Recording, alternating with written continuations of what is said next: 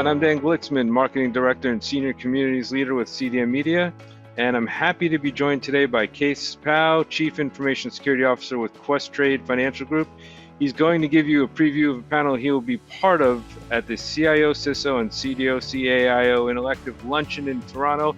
That's on Thursday, June 11th. The topic is AI governance without killing innovation. Kees, welcome. How are you today? Very well, thank you, Dan. Chief Information Security Officer for Questrade Financial Group. We are a fintech here in Toronto. In a prior life, I was an entrepreneur and I founded iSecurity, which we offered cybersecurity services to many organizations. And it's very exciting to be here and go to AI. I feel like I'm old enough that I've been to the many transformations from internet to cloud and now AI. Excellent, excellent. Well, you know what, I want to jump right on in. Let's have ourselves a great conversation. I'm going to ask right off the top, goes along with the title. Everyone says they want responsible AI. That is until governance starts sounding like a creativity tax.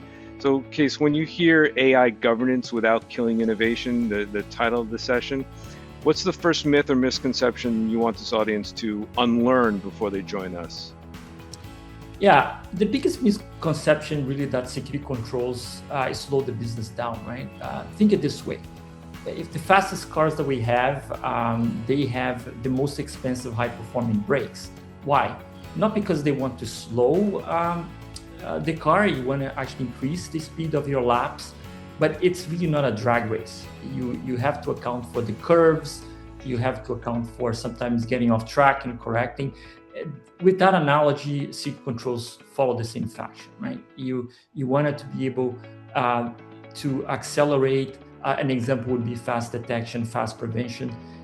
They will perform similar method, which brings the confidence that allows the business to experiment and create trust and really enables AI innovation. Kees, I love that. When we think about it, governance is performance brakes, not speed bumps. Maybe the first time compliance has sounded like a Ferrari feature. Let me ask, so if controls can actually create confidence, the next question becomes, how do leaders design those guardrails without becoming the corporate roadblock? Yeah, the key is understanding what you're dealing with. The tendency that we have is if we don't understand something, we want to avoid, right? Going back to analogy, if you're not familiar with the car, you're not familiar with the track, you don't have confidence in the brakes, then you just can avoid it, right? It's risk avoidance is what it is. And the speed to which we have to adapt to these things can be daunting. I'll give an example, like model context protocols. For the folks who really don't know exactly what that means is just ways to which LLMs can interface with APIs using natural language and not having to programmatically deal with it, which is a barrier, right, to basically democratize MCPs. They are an amazing tool. There's no way we would avoid using it, but if we don't control them, you would allow people to be connecting externally to systems. It's basically allowing remote code execution right into environment. So that's a no. That's the kind of balance where you can say, well, no to the obvious things that are extremely high risk, but you're enabling that technology, and it comes from understanding how that works. I think you mentioned a powerful distinction that fear creates paralysis, but understanding risk creates movement. So I want to stay on movement or speed even for a moment right now, because many organizations are caught between caution and competitive pressure. What's one tension point you're seeing in organizations today where innovation and governance are colliding in real time? Yeah, I think if I pick the other extreme is business wants to try all these things, they wanted to test all these tools, and sometimes there is a lot of anxiety, not a lot of patience and there's FOMO, fear of missing out and just doing things. The key word to me is premeditation. The middle ground is premeditation. You don't want to just do something without knowing what you're really getting into. It doesn't have to take long, but it has something that we have to put some considerations, because there are real risks that comes with it. Again, you can get into a car that you don't know how to operate, and you can get into a bad crash. So following that analogy, that's where I see some tension going, and the perception, sometimes real, sometimes just perception, that cyber and governance doesn't move as fast as technology in the business. Case, the FOMO factor is real in all walks of life. I love how you brought that up. Nobody wants to be left behind, but really nobody wants to be tomorrow's cautionary tale either, which raises the stakes even higher beyond the obvious risks that there are. What are leaders potentially missing while they're racing to keep up? Yeah. So in terms of innovation, I think one of the most overlooked risks is the risk that AI really exacerbates as opposed to the new things, right? People talk a lot about prompt injections, model poisoning, and all of that.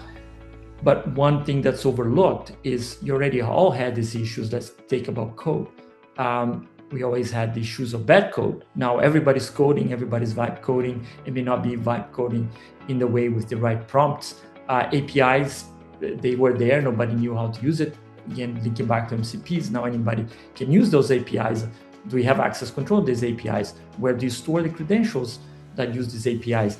This has accelerated tremendously, and attackers take advantage of the tools that we use, the packages and whatnot. Those are traditional risks that already existed, not necessarily best managed, and now we have AI that is making them order magnitudes more difficult to manage or more risky. So that's what I see is one element that people have to pay a lot of attention to. It's an important reality check, because sometimes the biggest AI risk isn't futuristic. It's really today's bad habits that are moving at machine speed. Keeping that in mind, let's shift from what can go wrong to what actually works. Can you share a sneak peek of a governance approach, leadership mindset, or practical strategy you've seen that protects innovation and keeps risk in check? Like, does that as well? For sure.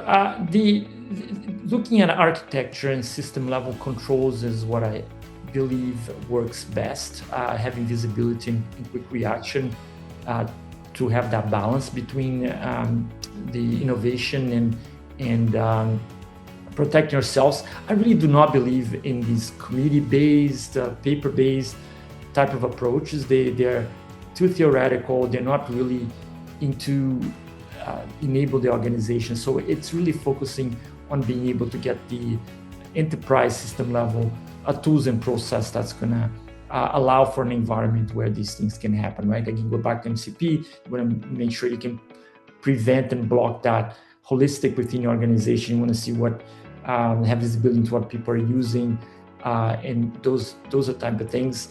Being the challenge, obviously, the tools sometimes are lacking behind, but there's a lot of innovation happening in this space. This is what I think we got to think about systemically and broadly, enterprise-wide, and less theoretical and more practical. Okay, less paperwork, more real architecture, and really reframes governance from bureaucracy to business enablement, which leads perfectly to my next question. What makes this conversation, this panel, more urgent, more strategic, and frankly more interesting than most leaders would realize? Yeah, I think it's about framing.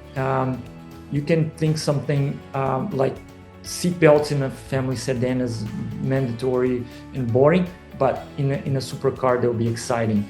We must frame AI governance as not necessarily evil, but as technology that enables maximum business agility.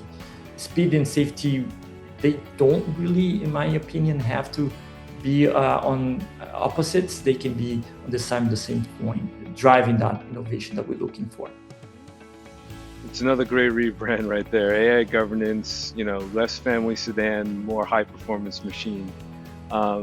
So for leaders, watching this, the obvious question is, what's the hard truth or controversial take, perhaps, that they need to hear before they decide this is just another governance conversation?